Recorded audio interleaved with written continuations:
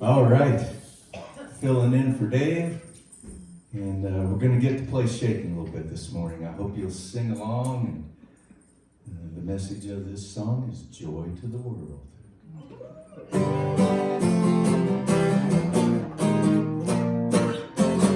Jeremiah was a bullfrog, who was a good friend of mine. I never understood a single word he said, but it helped me drink his wine.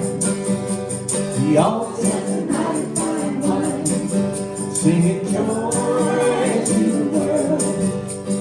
All the boys and girls, joy to the fishes in the deep blue sea, joy to you and me. Well, if I was the king of the world, to tell you what I do, throw away the cars and farm and wars and make sweet love to you, singing joy to the world. All the boys and girls, joy to the fishes in the deep blue sea, joy to you and me. You know I love the ladies, I love to have my fun. I'm a high rock flyer and a rainbow rider, straight shooting son of a gun. Yes, I'm a straight shooting son of a gun, singing joy to the world. All the boys and girls, joy to the fishes in the deep blue sea, joy to you and me. Joy to the world, all the boys and girls, joy to the world, joy to you and me, joy to the world, all the boys and girls, joy to the fishes in the deep blue sea, joy to you and me, joy to the fishes in the deep blue sea, joy to you and me.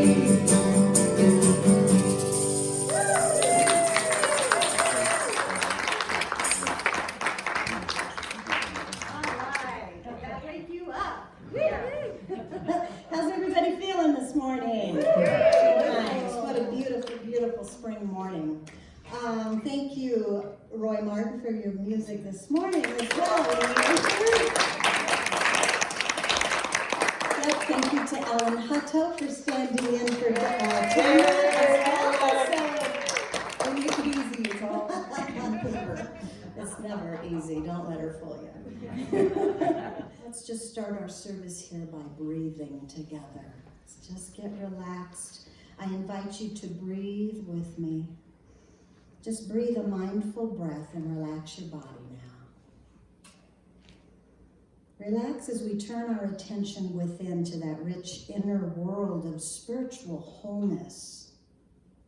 That inner world where we know our oneness with divine source. And let us all, as CSL, speak our purpose statement together from that space of perfect completion and wholeness. So here we go.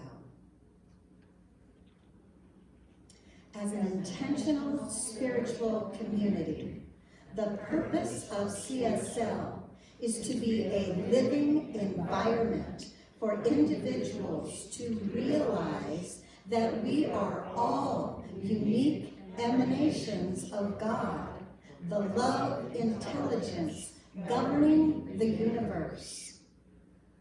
We embody the truth of our oneness with God, and we consciously practice this truth in our everyday life. Through the exploration of new thought, ageless wisdom, and the energy of unconditioned love, we are dedicated to individual transformation and to being a beneficial presence in the world.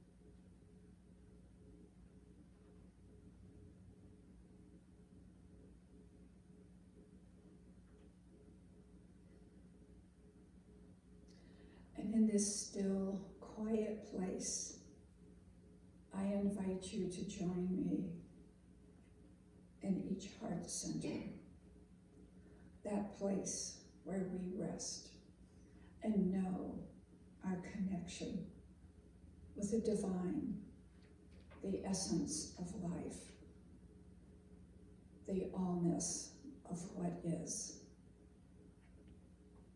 And as we rest in this place of life-affirming presence, we know that there is only one presence, one energy, one life, permeates everything, creates everything. It is the allness and the oneness of the universe. And I recognize this as the all good, knowing that I am a part of this, that I am a unique individualization coming from the one source. And as this is true for me, this is true for each and every one. For we are substance. We are the manifestation, and we are the embodiment of all that Spirit is. And knowing that the Spirit that I call God is moving in and through and as me, I am filled with that joy, that peace, the harmony, the wholeness. I feel that unconditional love moving as me. And as this is true for me, this is true for each and every one. For in this very moment, the highest idea, the highest ideal for each of us is unfolding as our life. And from this place today, I celebrate this knowingness, this feeling of fullness, of perfection, knowing that everything that is comes from this place of oneness. And so I claim and accept for each of us all of our desires, all of our needs, that we are at peace knowing that all is a divine idea coming into fruition as our life, as our supply, as our all good. And from this divine wisdom, we are guided and directed to our highest good and our expression of health, abundance, of joy, of harmony, and of peace. We know and undertake with great passion what is ours to do, knowing that we are supported, guided, and directed, and we move forward in trust and confidence as we move through this world with ease. And I turn my attention to the prayer chest, knowing that for each request, it is already a divine idea in the mind of God. That each desire is already opening to the solution. That any obstacles, any hindrances, any false beliefs fall away, and that divine perfection comes through easily and effortlessly, and all is made well, is made whole, is made perfect again. And today we are so blessed by the volunteers and our staff as they create the most beautiful atmosphere for our continual spiritual growth, for our happiness, creating a place that we can practice together that which is ours to do. And so I am so grateful for this truth, so grateful to know that we are already supplied, that we open ourselves to the abundance of the universe, moving forward in trust and confidence. So I just release this burden to the law, knowing it is already so, as we join together and declare, and so it is.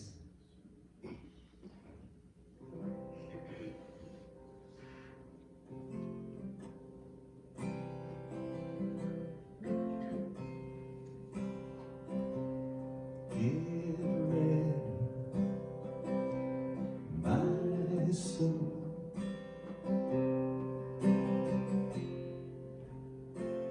I'm diving in. Get ready, my soul.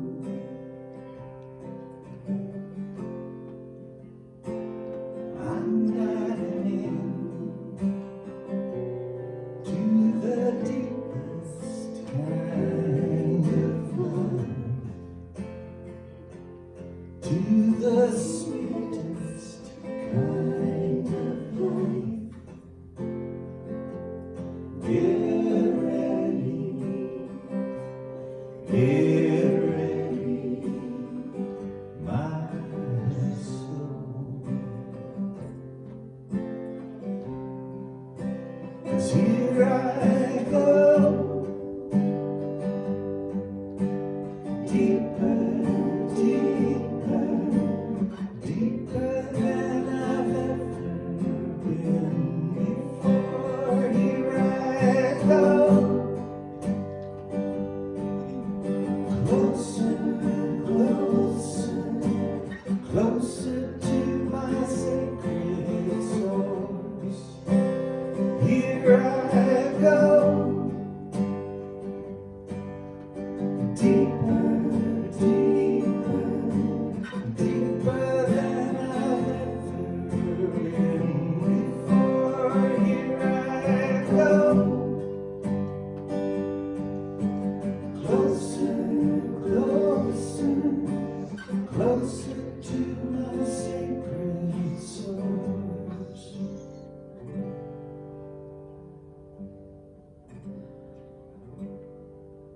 Get ready,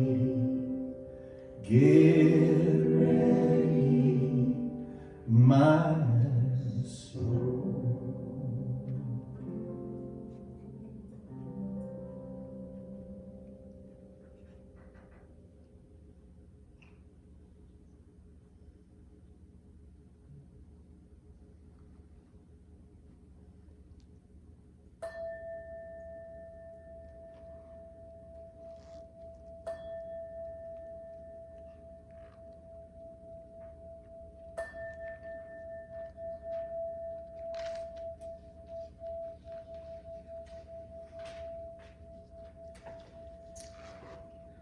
I'd like to call your attention to the prayer chest at the bottom of the stairs to the right.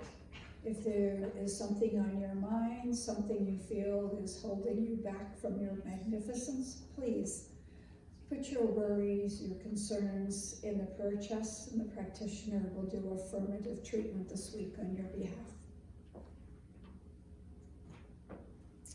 And from Mahatma Gandhi, an ounce of practice is worth more than a ton of preaching. And from Ernest Holmes, one of the great difficulties in the new order of thought is that we are likely to indulge in too much theory and too little practice.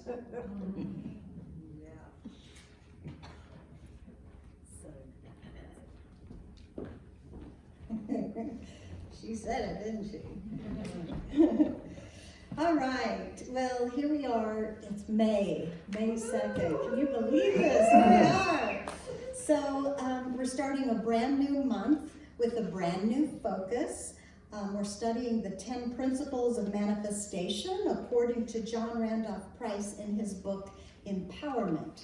So these spiritual laws or principles that he talks about come in order, and we use them at all levels of our lives to move energy from the unseen to the seen world, which we call manifesting, right? So in his 10 principles, first we attune. Attunement was his first one. We attune with the divine. We connect to our higher self, and we feel that connection to be absolutely true for us, which moves us to make a choice in life, which was his second principle, choice. We have the courage to choose because we know that we're connected to our source, which cannot fail. So you see how these work together here. Next, we have the opportunity to accept our choice. So last month we talked about acceptance. We accept our choice as a possibility for us. In acceptance, we opened a way for the new idea to take root in our individual consciousness as a possible outcome for our life. So the next step that we've come to for this month is have, H-A-V-E, have. And I just want to start out by reading that portion of his book that talks about have. We have to wait for technology for just a minute. It's a good thing, right? Okay, so step number 4, the principle of have. He says, if you have a need and Spirit gives you the fulfillment of that need, and you accept, your consciousness will begin to shift from a sense of need to a sense of have. The fulfillment is yours even before you see it in visible form or experience. He says, for example, if you choose and accept an all-sufficiency of supply, the pattern of that divine idea is established in mind. Therefore, in truth, you have the abundant supply, and you make it a reality in consciousness by personalizing it. So this is personalizing this have. I am rich. That's personal to me. I am the lavish abundance of the universe individualized. All that the Father has is mine, and my prosperity is assured. I am now filled and thrilled with the consciousness of abundance and plenty. So he's saying you take that idea and you make it personally yours by claiming it in the I am statements. Those sound familiar? Affirmations, right? He says, do you see now that an affirmation at this step in the process becomes an acknowledgement? You are simply stating that which is absolutely true, rather than trying to convince the subconscious of something that you hope will be true at some future date. By working with the principle of have, you are working in the now, where the activity of God always is. As Joel Goldsmith has written, by acknowledging that we have, we shall demonstrate that we have. That is why this step is so important in moving us away from the sense of need, okay, of needing it to be true, because a consciousness of need simply produces more need. Affirming out of a consciousness of need is like pouring water in a bucket with a hole in the bottom, okay? So the principle of have means that we not only accept our choice of what we want as a possibility for our life, but we move to the idea or the acknowledgement that in spirit, we already have our choice. Spiritually speaking, it is true for us right now, okay? In the spiritual universe, which is the abiding place of my higher self, that Christ within that we talk about, in the spiritual universe is the everlasting, eternal, infinite pattern of wholeness, the pattern of you and I, our Christ pattern, okay? The absolute truth of who I am really. In the spiritual universe, which is just a higher mindset of oneness, okay? A new perspective, a new perception. All that God has is already yours before you ask. In wholeness, everything is already complete. Your new idea of yourself, or your new choice, whatever you've come about, it comes to you with everything needed for completion built right in. Does that make sense to you? Your new idea comes to you, and everything that needs to happen for that to come into fruition is built into it. It's built into the idea. It's very different. It's a very different energy working within us when we go from need to have. When I need that, and the idea that I have that, and we're sure of it. Remember Joel Goldsmith, as an acknowledged that we have, as an acknowledgement that we have, we shall demonstrate that we have. It is done unto you as you believe. To have in spiritual action can only take place right here and now in the present moment. The only moment anything ever happens is in this now moment. So we take whatever action is necessary to have a realization that all that God has to offer is mine. The beauty, the wholeness, abundance, wisdom, intelligence, right relationships, harmony, success. Are any of these things anything anyone's looking for? No, I haven't. Aha, good answer. Everything I want in my life is already mine. I already have it in the unseen, and my part is to bring it into the seen, into the world, okay? I'm the deliverer of the message. This particular action I'm talking about today is a conscious movement of thought from lack and needing, or wanting and wishing, to the peace that comes with knowing that I already have everything I need right within me. My connection makes it so, okay? I want to share a YouTube message today, this morning by Michael Bogar. And we've seen him a couple of times quite a few years ago.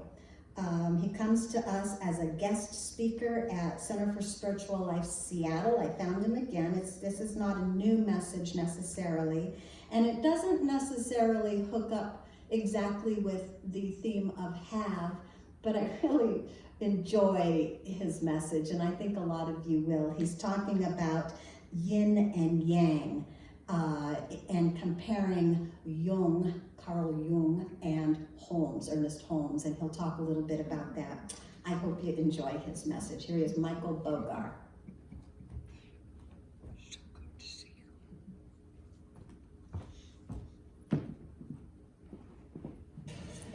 Good morning. We are here to talk about Carl Jung and Ernest Holmes, two contemporaries. They lived during the same time period, died within a year of each other. Holmes in 1960 and Carl Jung in 1961. And they lived during an era where there was a lot of change going on in every arena, and they addressed the change in psychology and spirituality.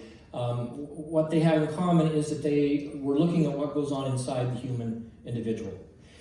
And I want to share my understanding of how these two gentlemen were working at the same time on the same topic, but coming from two different places.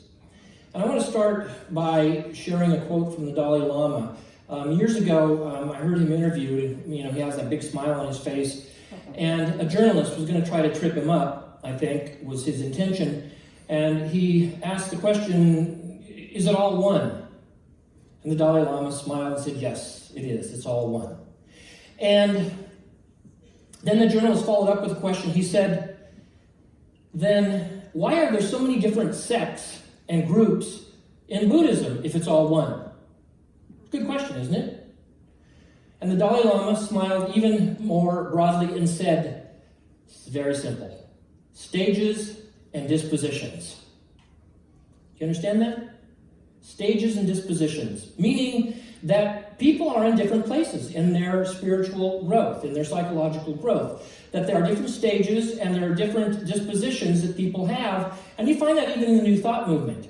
I mean, when I first got involved with the New Thought movement, I thought it was interesting that it was all focused on unity and there were so many splits, right? I mean, even the Church of Religious Science had split, and I thought that's very interesting.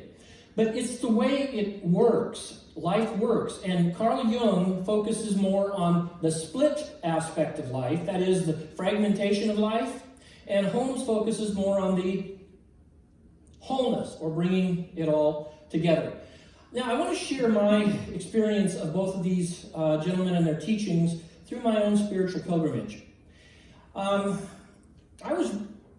want to start with Scott Peck. Scott Peck, famous for The Road Less Traveled, wrote another book called The Different Drum. Anybody familiar with this book? And in this book, Peck talks about 4 stages of spiritual growth. He says the first stage of spiritual growth is what he calls chaotic antisocial. And the chaotic antisocial stage is the sort of ego stage. It's all about me. And he says every human being goes through this stage of growth and has this mode of consciousness. You don't lose the stage as you move along. Keep that in mind, that you take the former mode of consciousness with you. So we're always seeing life from several different perspectives at one time. But he says we tend to begin in this chaotic antisocial ego stage where it's all about me. Anybody experience that stage in your life? Yeah.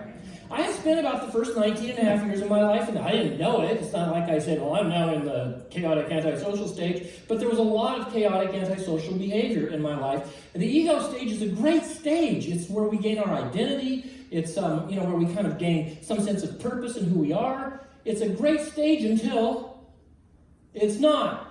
And that's why they're called stages, because we tend to move through them. But let me remind you, we don't lose the perspective. We always carry that former perspective into the next mode, and then the two into the... So we're always looking at life through the various perspectives. But the second mode of consciousness, Scott Peck said, is formal institutional. And that is where the ego expands. Marianne Williamson talks about this in some of her works and says falling in love is an incredibly conscious experience because we get to love something other than ourselves. So mode 2 is formal institutional, as we find some kind of formalistic institutional relationship, marriage, or any kind of job, or anything that takes my ego and puts it together with another person or another thing.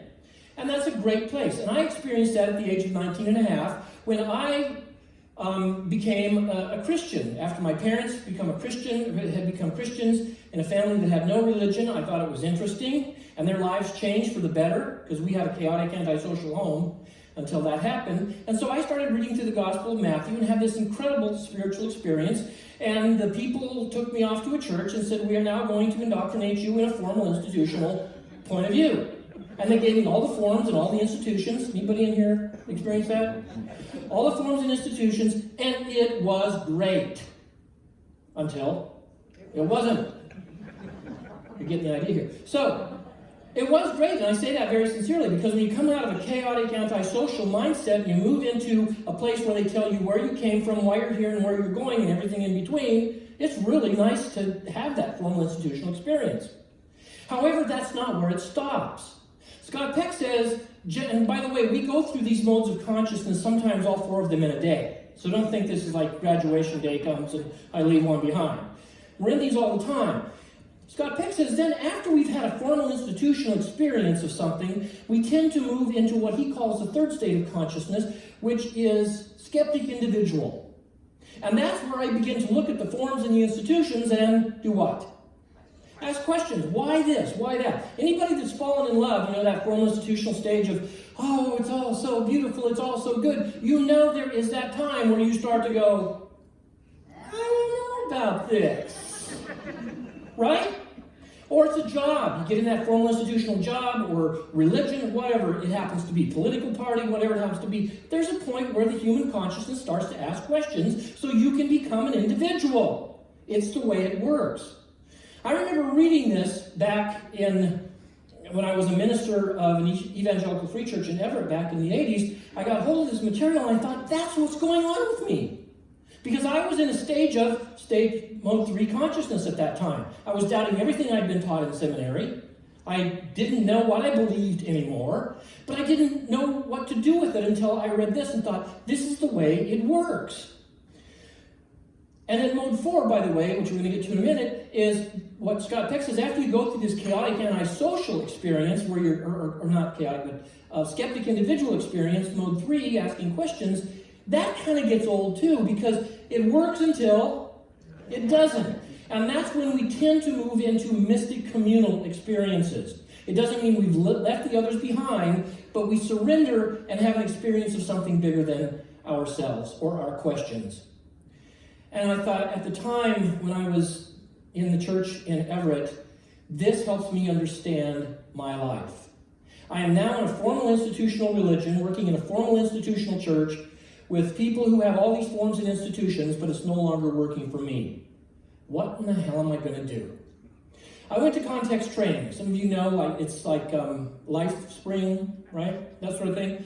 Back in the 80s, when I was still in the church, and when I was there, somebody said to me, you know, you're going through a lot of fragmentation and turmoil right now around whole life issues. You need to go over to the religious science church. I said, that's a cult. Because I had taught that before. I mean, I had taught classes on world religions. I said, religious science, obviously it's a cult. I mean, anything called religious science has got to be a cult. So this guy said, no, you really need to go talk to this guy named Jim Munson. He's really, interesting guy, and he used to be a fundamentalist Christian, and he went through the whole thing you're going through. So I said, well, I'll check it out.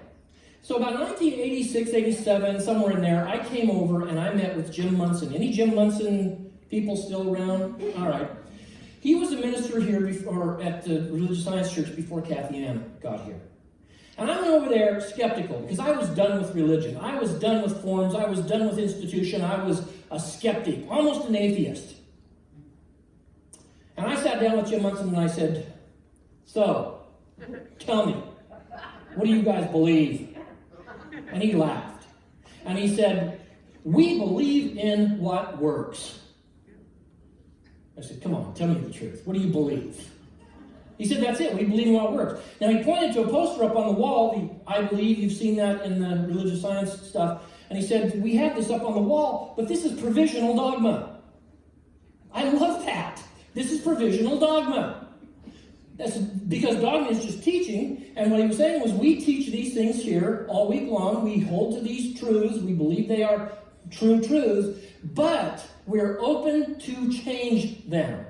You can come over here and ask all the questions you want. I said, really? I said, I hate the Bible. He said, good, a lot of people here hate the Bible too. He said, why don't you come over and teach a class to these Bible haters? I said, okay. I did. I got introduced to Ernest Holmes. Ernest Holmes. And I'd never heard anything like it before. I remember the first service I came to. Back in 1987, I think it was, or 88, I had a Sunday off from my church. My wife at the time and I came over to the Northgate Church. And we walked in, and I'll never forget walking in. My heart was kind of beating fast because I thought, I'm visiting a cult, and I'm not sure if I'm going to get through this okay. I walked in, and they were singing a Beatles song. And I remember thinking, this is not in our hymnal. But I like it. And we went in, and people were holding hands, and they were doing this kumbaya kind of thing, and it's like, wow, this is kind of interesting. It was part of me loved it, part of me was afraid of it. Do I hear anybody have experience? So that was my introduction. And then I went to a class with Jim Munson, Science of Mind. We went through the textbook, and he started telling me things I'd heard in context, but he really, really put it together in a way I'd never heard it before. He gave me the light. Do you know what I mean by that? He said, we live in a world that is in a lot of suffering and a lot of pain, but our nature is not made to suffer. Our nature is perfect. Even though we don't experience it, it is the goal of our being. Does that sound familiar? That we are walking wholeness. That God is wholeness, and we are made in the image of God, and wholeness, perfection, and joy is our birthright. I'd never heard that like that before. I'd heard a whole lot more about original sin. And so I listened to it, and something woke up even more inside of me at that point, and I really fell in love with the light. I mean, really fell in love with the light. Do you know what I'm talking about? How many of you came in here with an experience of darkness, and you got here, and you found yourself put in the light, thinking, my God, I love this light? You hear what I'm saying? That's exactly the experience I had when I came in here back in the 80s. And I eventually left the church up in Everett, became more involved with religious science, started teaching classes here, and it was great. Can I get the little thing put up on the wall here? And what I found was Ernest Holmes and his focus and his emphasis in the New Thought movement in general was looking up at spirit, moving people into the heights, from the depths into the heights. And I was in the depths. I think most people come into this community find themselves at some level in the depths. Is that true?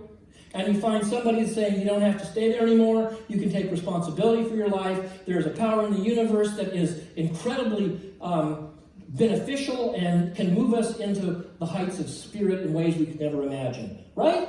I mean, you heard this choir up here saying today. Was that in the depths? No. So I came over here and I really got involved in this, and I loved it, but I had a problem. Holmes had taught me about mode 4 or stage 4 consciousness, mystic communal, the heights, unity, oneness.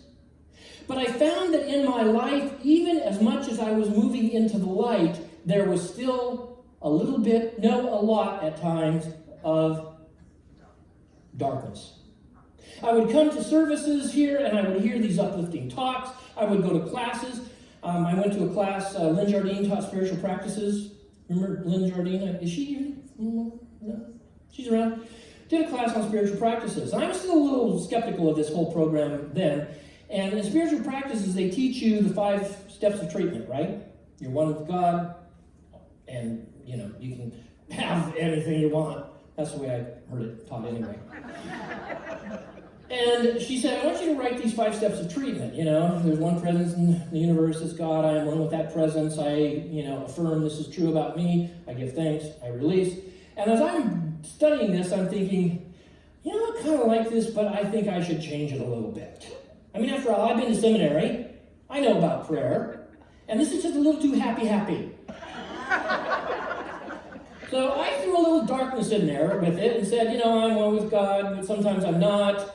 And, sometimes I ask for things and they don't happen, and that's okay. And so I changed the whole treatment thing. And I got the first paper back, and on the bottom, written very nicely with a smiley face, was, Michael, you're not following directions. So the second assignment, I did the same thing. I revised the treatment plan and did it the way I thought it should be, and I got another little note that said, Michael, you're not doing this the right way. The third paper, she took me aside and said, and by the way, I was teaching classes at Holmes Institute then, and Lynn was in classes. So she took me aside and she goes, how Lynn can do this? She goes, this is one of the hardest things I've ever done. You're my teacher, but Michael, you're just not doing this right. I said, what's wrong with it? She said, well, it's not the way treatment works. And what we're trying to teach you is this form of treatment. So you know what I did? I quit the class. I said, this is my thought. I've been to seminary and I don't need somebody to tell me how to pray. And so I left and I spent a year agonizing about quitting the class and the whole process. By the way, the formal institutional phase doesn't disappear with evangelical Christianity. I call these soul-making modes or stages of consciousness. If you don't get it here, you will get it remedially somewhere else. So religious science has its formal institutional stuff too. It just has the others along with it. So I finally decided the next year to take the class again. I took it and I did it according to the rules. And I found myself writing out these treatments, but not only writing them out, starting to feel them. You know the difference? And I started to feel them, and I started to get it that the God of this universe is perfection, and we are in that God, and everything that God is, we are. And I began to write it out, and I began to experience what they call the strange thing called demonstrations. Have you had a demonstration lately? I don't know. Do I look like I have? Is everything okay? And I started to see things happen. I thought, my God, this works. This is powerful stuff. This is powerful stuff. Right? And I passed the class. And I really fell in love with the idea being taught by Ernest Holmes. Holmes is a master teacher of taking people into the heights, into the light, away from suffering, out of darkness, and into the wholeness. But I still continue to have experiences of fragmentation and darkness. I would go to the church services and the classes, and I would get this perspective of it's all one, it's all whole, it's all good, and then I would go out and I'd walk into the crap pile. Do you understand what I'm saying? And I thought, I need another teacher. In fact, at the time I thought, if this doesn't work, I need to go somewhere else. But as I started reading depth psychology and Carl Jung and James Hillman and others in that depth psychological arena that talk about the soul going down into the darkness and the emotions of depression and anxiety and fear as being purposeful and being part of God as well, but in a different way, I thought, this is not antithetical to the light. This is complementary to the light. The yin and the yang of this. And that Ernest Holmes forte, you read his book, which we're going to look at today in the workshop, you read his work, and he is a master of light. You read Carl Jung and his works, and he is a master of darkness. They both have one thing in common. What is it? Both of them use an identical word over and over again, a little slightly changed, but same word. Jung uses the word, when we're in the darkness, we are on the way to joy and individuation. Holmes, when you read his material, says, when we are in the light, we are on our way to joy and individualization. Both of them believe in the evolution of consciousness, that we are on this earth moving through a journey, and that journey is in the evolving consciousness that will end in union and perfection. Mystic communal, mode 4. And it dawned on me that of those 4 stages, chaotic, antisocial, ego, I didn't need anybody to teach me about that one. I had it. Formal, institutional, I'd gone through many relationships and ins and outs of that. But the skeptic individual phase, I didn't know much about, and Jung taught me. Mystic communal stage, where I'm one, Ernest Holmes taught me. And so I held the two of them, and still do to this day, as the two or representatives of 2 schools of thought that are not opposing each other, but that work together like the yin and the yang. You familiar with that circle? Circle, and on one side is darkness, the other side is light, and there's that swirling line that goes to the middle like the shape of an S. And it dawned on me that I am living on that line. And that's where I think we human beings are. We often focus on the dark side or the light side. But I think when we begin to see the complementary nature of this, we begin to see that that line down the middle is the line that we are walking every day. And there is a purposefulness in that line as we are moving toward our own joy and perfection. I believe with my whole heart and soul, the reason we believe stories should end how? Happily ever after, thank you, is because it's in our psyche. It's part of us. The image of God is that this thing somehow ends happily ever after. But like all good stories, as Aristotle said, all good stories have a beginning, a middle, and an end. And we spend time in the middle, which is what this individual, aka me, is doing in this life. And that the moments of darkness and the moments of light are both leading to the same place, eventual joy and perfection. I mean, I think if you got Ernest Holmes and set him down and said, I want to talk to you about spiritual darkness, you know what I think he would say? Why? Why? And you have to remember the context where he came from. What part of the country was he raised in? New England. He was raised, his brother Fenwick, he came to California to live with his brother, right? And his brother was a minister of anybody know? Deb? Congregationalist church. Congregationalist church comes out of what tradition? The Puritan tradition. And I'm not using that derogatorily, it's just the Puritan tradition. The Congregationalist churches knew a lot about Puritan theology, Calvinist theology. This is what Quimby, if you're familiar with the New Thought movement, Quimby, when people came to visit him, many of the people who later would get into New Thought, they came to him and they said, we've got problems. He said, you sure do, it's your religion. He said, you're spending all of your time looking at how sinful, how horrible, and how hell-bound you are because some God predestined you to spend eternity in hell, whether you like it or not. So this is the background Holmes and Hopkins and all of these New Thought founders came from. So is it any wonder that when they came to the teaching table and you said, I want to talk about darkness, they would say, why? They had been raised in darkness. The danger is that those of us who come into a movement that is always light, light, light, light, light, light, light, light, light, not light, light, but light, light, sometimes we can get just as imbalanced, do you understand what I'm saying? As those who have come out of that, that Puritan, Calvinistic predestination hell theology and come into the light. Sometimes some of us in the light go out and experience that kind of hell, but we don't know what to do with it. You hear what I'm saying? We don't know what to do with it. I think, what if I screwed it up? I'm not getting him right. I'm not understanding Holmes. Well, maybe you are. But maybe what we've got going on here are two completely opposite yet complementary ideas that must learn to come together. And that we must learn the skeptic individuation of the darkness in our lives, and we must learn that that is moving us to the mystical communal of joy and perfection. Hallelujah! Does that sound good? All right.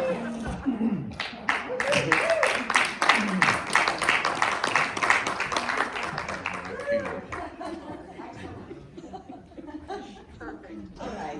He's pretty good, huh? Yeah. Okay. So, in honor of the great work of Ernest Holmes that he was just talking so much about, and his brilliant prayer work and his spiritual philosophy, which has changed the lives of so many, including me particularly, I've asked Roy to sing one of his original songs, and it's called Treat and Move My Feet. And you'll hear a lot of this New Thought philosophy in this song. So.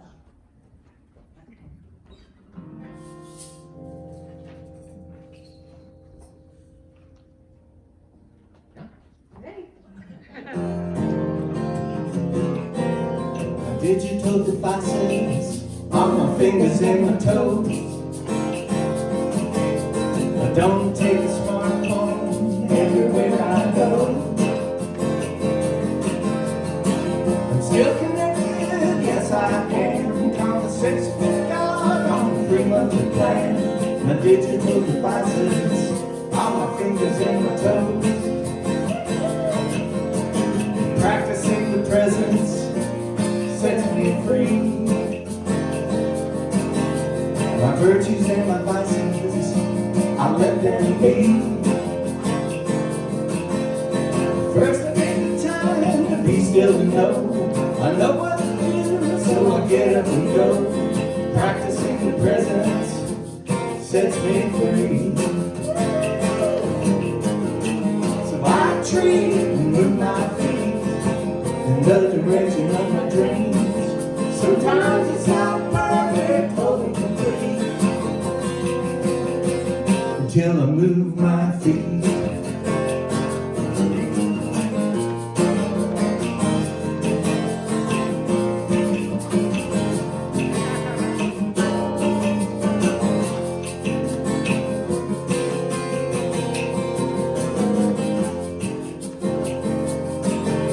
I changed my thinking, I changed my life. Love is all fear, love is all struggle and strife. I'm getting into a higher vibration, doing the work with the realization. I'm practically thinking, I changed my life. So I treat with my feet in the direction of my dreams. Sometimes it's not perfect, totally complete, till I move my feet. Everybody, let's dream with our feet in the direction of our dreams. Sometimes it's not perfect, we move our feet. Let's dream with our feet. Let's dream with our feet. Let's dream with our feet. In the direction of our dreams.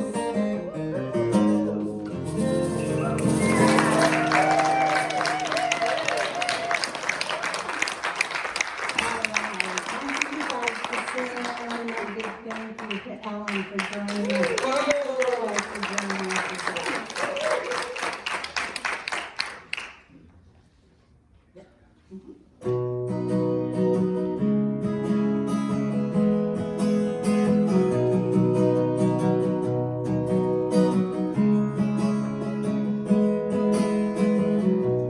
God, you are every mountain. God, you are every ocean. God, you are every canyon, every inch of earth and sky. God, you are every morning. God, you are every midnight. God, you are every moment, every second of my life. Everything I see, everything I do, everything I am is you. Everything above, everything below, everything I know is you. God, you are every sunrise. God, you are every moon glow. God, you are every sunshine, every inch of earth and sky. God, you are every springtime. God, you are every snowfall. God, you are every season, every second of my life. Everything I see, everything I do, everything I am is you. Everything above, everything below, everything I know is you. 'Cause you are every breath I breathe. And your perfect love created me. Everything I see, everything I do, everything I am is you. Everything above, everything below, everything I know is you.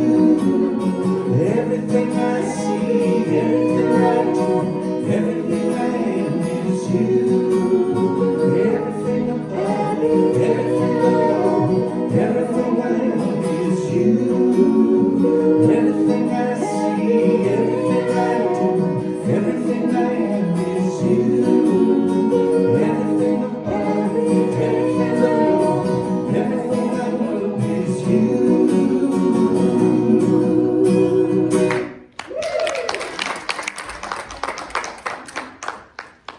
Okay, as the ushers come forth, this is our time to participate in the spiritual practice of the law of circulation.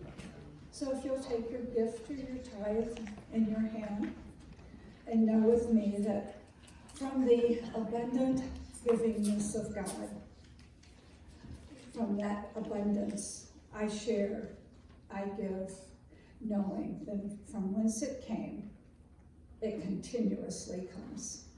And our affirmation, it is with Great joy that I share my abundance. Thank you, Spirit.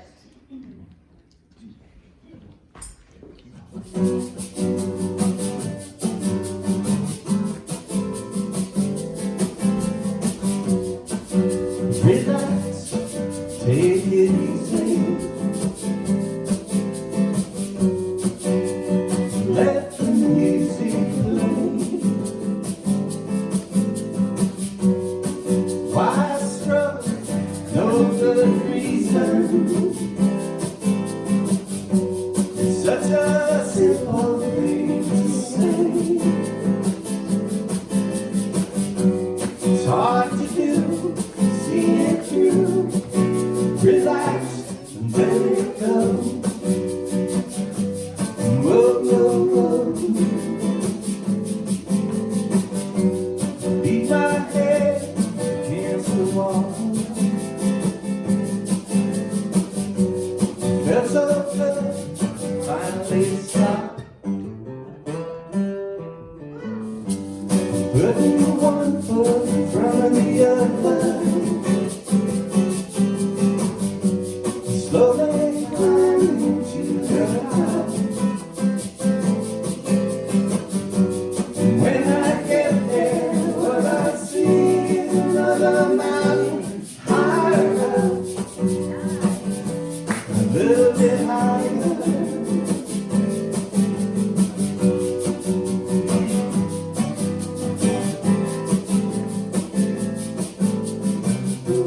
Now I'm surfing down the street, feeling right, feeling free.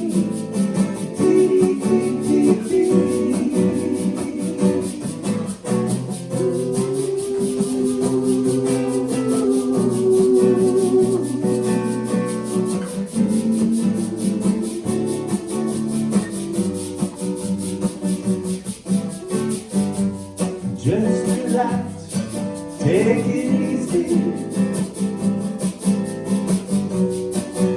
Love is never sad. Putting one foot in front of the other,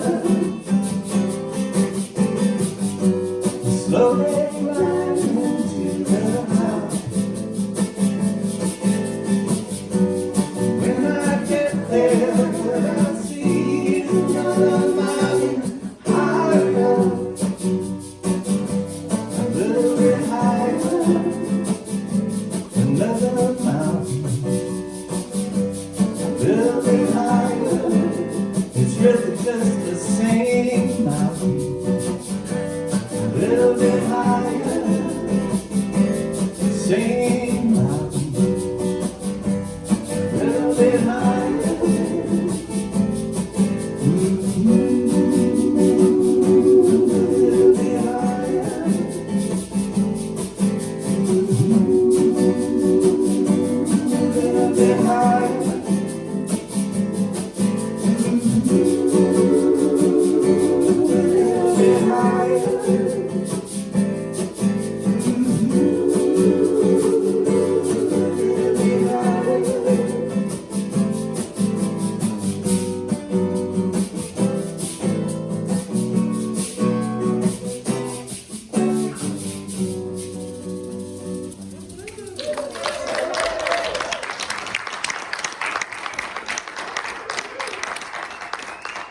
And this abundance of the universe is gratefully received as it goes forth, enhancing our lives, our church, and our community, and doing good in the world. And so it is. All right, so here we are on claiming our good.